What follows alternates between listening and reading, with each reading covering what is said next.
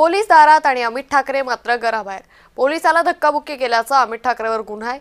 Notice घ्यायला आरोपी अमित ठाकरे स्वतः पोलीस स्थानकात जाणार आहे।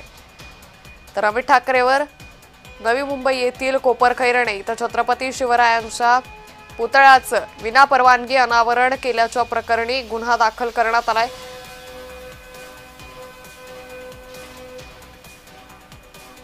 खाली आमचे जे पोलीसवाले जे प्रोटेक्शनसाठी बसतात त्यांना पण मी विचारलं नेरूळमधनं कोण आलंय का, त्यांचं पण म्हणणं होतं नाही। तर मला माहित नाही कुठे बसले, समोरच्या कट्ट्यावर बसले का कुठे बसलेले, पण मला ते काल भेटले नाही। त्याच्यामुळे मी उद्या चाललोय आणि मी त्यांना बोललेलो की मी नाहीये, मी घरी नाहीये, मी नेरूळला येऊन ती नोटीस घेतो।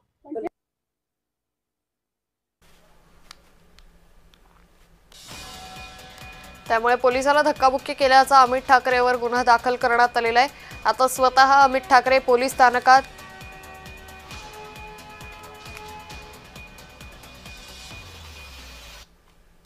तर या सगळ्या प्रकरणी नवी मुंबईतून मनसेच्या नेमक्या काय प्रतिक्रिया आहेत त्याही पाहूयात।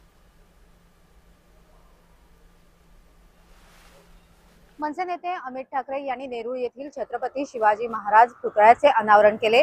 त्यानंतर अनेक प्रतिक्रिया समोर येताना पाहायला भेटल्या, परंतु विद्युत रोषणाई केल्यानंतर पुन्हा विद्युत रोषणाई बंद करण्यात आली। नेमकं काय आहे प्रकरण आपण जाणून घेऊया। सर, काय सांगाल, हे नेमकं प्रकरण काय आहे? माननीय अमित साहेब ठाकरे यांनी जेव्हा नेरूळमध्ये इथे येऊन तिथं जो शिवाजी महाराज चौकामध्ये शिव छत्रपतीचा पुतळा बसवण्यात आला होता आणि तो अत्यंत गलिच्छ अशा आवरणामध्ये त्यांना झाकून ठेवण्यात आला होता। एवढी धूळ पडलेली होती आणि धूळ खात पडला होता। त्या पुतळ्यावरचे आवरण काढून टाकले आणि सर्व परिसराची साफसफाई करून त्यांचं विधिवत आम्ही त्यांचं उद्घाटन केलं। आणि रात्री असा हा परिसर बघा, रोषणाईने असं झळाळी आली या पूर्ण परिसराला आणि एवढं शोभून दिसलं महाराजांची मूर्ती, महाराजांचा पुतळा।